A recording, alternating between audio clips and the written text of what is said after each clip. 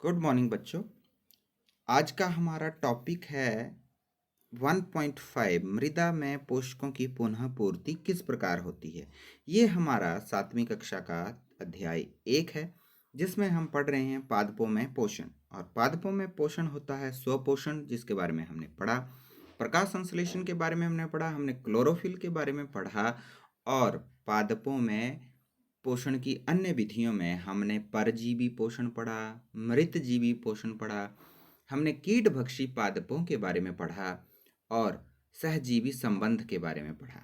तो सहजीवी संबंध में हमने एक उदाहरण देखा है, लाइकेन, जिसमें शैवाल और कवक दोनों एक साथ रहते हैं। तो दो भागीदार होते हैं लाइकेन में।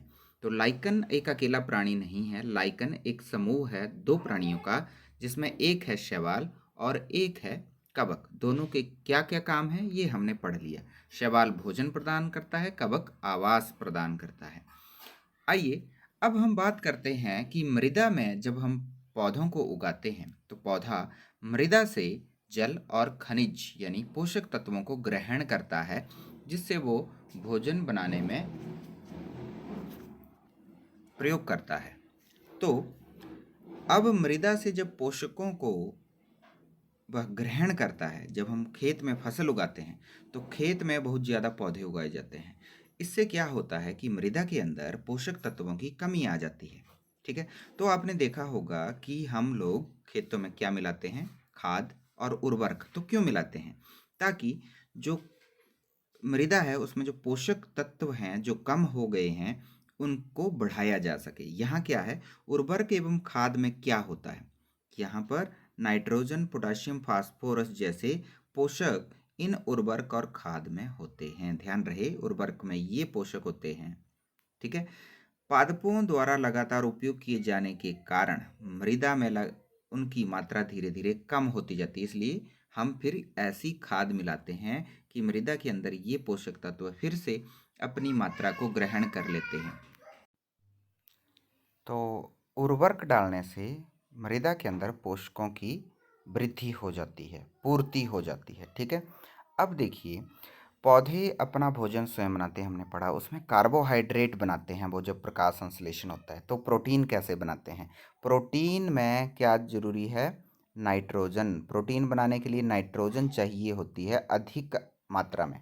ठीक है, तो नाइट्रोजन आपको पता है वायु के अंदर सबसे अधिक मात्रा में होती है नाइट्रोजन।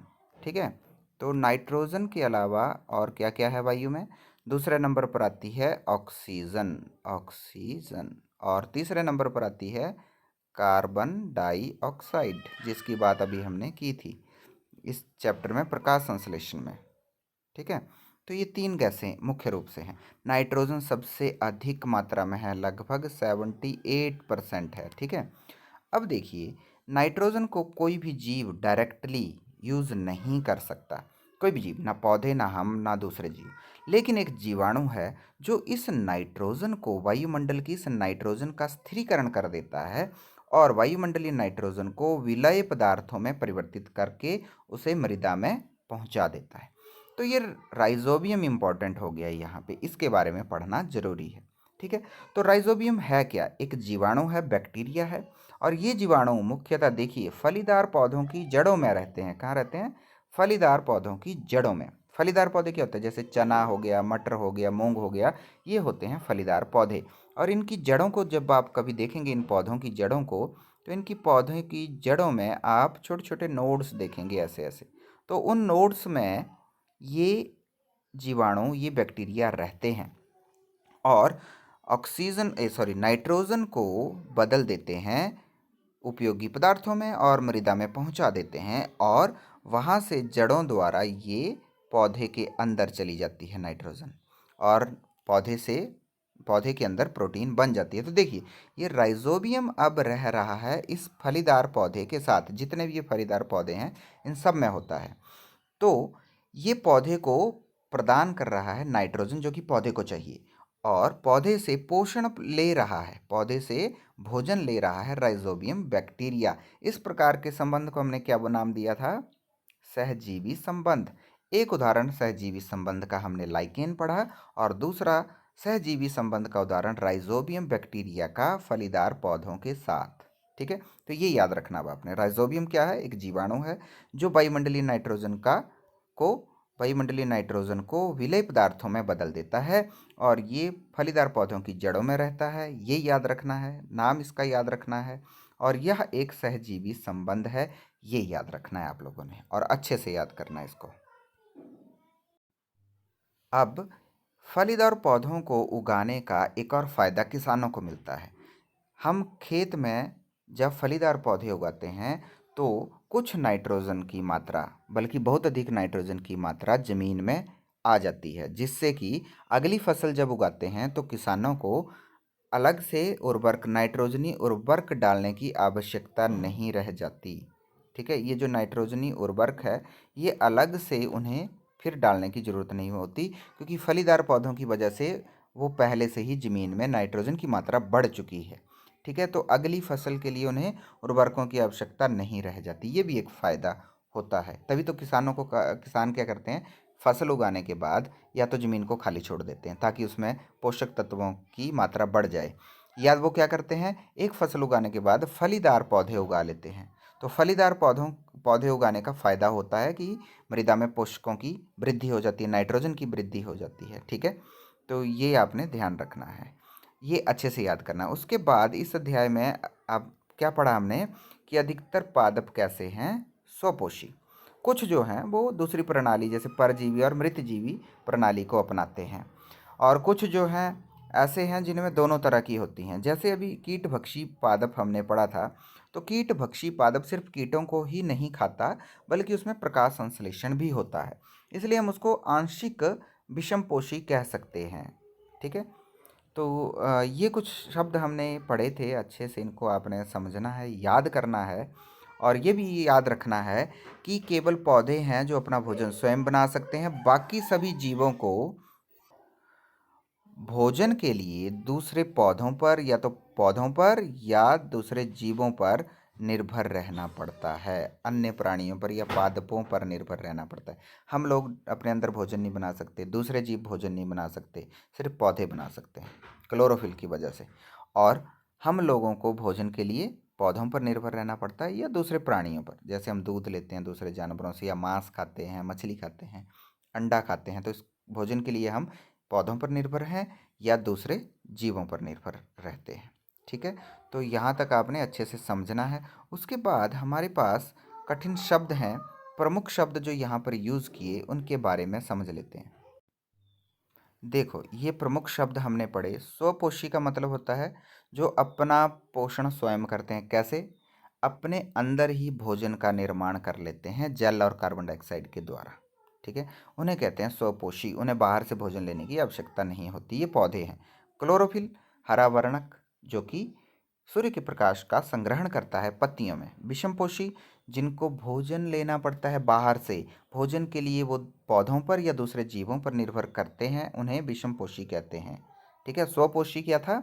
जो अपना भोजन स्वयं अपने शरीर के अंदर बना लेते हैं। परपोषी, ऐसे प्राणी जो दूसरे प्राणियों को भोजन प्रदान कर रहे हैं। पर पर मतलब प्रायजीव को पोषण दे रहे हैं। पोषी, तो नाम से पता चल रहा है परपोषी, प्रायजीव को पोषण देना, परपोषी।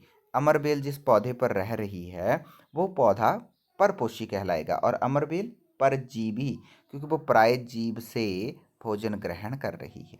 तो परजीवी ऐसे जीव जो दूसरे जीवों को बिना नुकसान पहुंचाए उनसे भोजन अवशोषित करते हैं, वही परजीवी होते हैं। हमारी बॉडी के अंदर भी कुछ ऐसे जीवाणु रहते हैं जो हमें नुकसान नहीं पहुंचाते बल्कि उल्टा हमें फ़ायदा भी करते होंगे। तो कुछ ऐसे जीवाणु भी है, जैसे परजीवी में आप बोल सकते हैं जो हमारे कई बार सिर में जूं पड़ जाती है, तो वो जूं जो सिर में है वो क्या कर रही है, भोजन ले रही है हमसे। हम उससे कोई फ़ायदा नहीं ले रहे। अगर फ़ायदा ले रहे होते उल्टा उससे, तो फिर सहजीवी संबंध हो गया था। हम उससे फ़ायदा नहीं ले रहे हैं, लेकिन वो हमारे शरीर से भोजन ले रही है, तो वो हम पर परजीवी है एक प्रकार का। इसी प्रकार के और परजीवी आपने ढूंढने हैं, कौन कौन हैं। कीटभक्षी पादप, जो कीटों को खाते हैं। पोषक, कार्बोहाइड्रेट, प्रोटीन, वसा, मिनरल्स, खनिज यानी विटामिन, ये सब पोषक तत्व होते हैं जो हमारे लिए आवश्यक हैं, जीवों के लिए आवश्यक होते हैं भोजन में। प्रकाश संश्लेषण आपको पता है क्या है? मरे हुए जीवों को खाते हैं मृत जीवी। रंध्र, ऐसे छिद्र पत्तों की सतहों पर जिनके आसपास क्या होती हैं, द्वारक कोशिकाएं होती हैं। ठीक है, और इनका काम क्या है, ये गैसों का विनिमय करते हैं। इन छिद्रों से गैस बाहर जाएगी या अंदर आएगी। तो वायुमंडल से कार्बन डाइऑक्साइड पौधे लेते हैं, तो ये छिद्र कार्बन डाइऑक्साइड अंदर ले जाएंगे। प्रकाश संश्लेषण में बनी ऑक्सीजन और ऑक्सीजन को इन्होंने बाहर निकाला। ठीक है, तो रंध्रों का काम क्या है, गैसों का विनिमय, आदान प्रदान करना। ऑक्सीजन बाहर, कार्बन डाइऑक्साइड अंदर। पौधे कार्बन डाइऑक्साइड का प्रयोग प्रकाश संश्लेषण में करते हैं। ऑक्सीजन जो वो छोड़ रहे हैं वायुमंडल में, वो बाकी जीवों को जीने के लिए आवश्यक है। हम बिना ऑक्सीजन के जीवित नहीं रह सकते। जो हम सांस लेते हैं उसमें मुख्यतः हम ऑक्सीजन ग्रहण करते हैं। उसके बाद सहजीवी संबंध में बहुत अधिक अच्छा पढ़ा हमने। दो जीव जब एक दूसरे के साथ रहते हैं और एक दूसरे को फायदा पहुंचाते हैं, ठीक है, एक आवास देता है, एक उसको पोषण देता है, ऐसे संबंध को सहजीवी संबंध कहते हैं। कवक, कवक क्या है, कवक फंजाई भी कहते हैं हम इसको। इसमें छत्रक और ईस्ट जैसे कवक जो हमें खाने में भी हम जिनका प्रयोग करते हैं। कवक का प्रयोग खाने में भी होता है, औषधि निर्माण में भी कवकों का प्रयोग किया जाता है। और कवक जो है रोग उत्पन्न भी करते हैं। रोगाणु भी एक टाइप के होते हैं ये, जो पौधों और जीव जंतुओं को रोग भी करते हैं। पौधों को भी करते हैं रोग, और हमें भी करते हैं, और हमारे पालतू जानवरों को भी कर देते हैं। तो ऐसे होते हैं कवक, फंजाई। ठीक है, कवकों के उदाहरण ईस्ट और छत्रक, जो हमारे लिए फायदेमंद होते हैं, जिनको हम खाते हैं। ठीक है, आपके लिए काम है कि ईस्ट आप कहाँ कहाँ प्रयोग करते हैं ये बताना है आपने। बाकी ये सारा पढ़ना है आपने, क्या सीखा आपने। अभ्यास के प्रश्नों में अगर कुछ रह जाता है तो वह भी करना है और मुझे बताना है। ठीक है, तो इसके साथ चैप्टर ख़त्म होता है। अच्छे से पढ़ो इसको, नहीं कुछ समझ आएगा तो पूछ लेना। ठीक है, ओके, थैंक यू।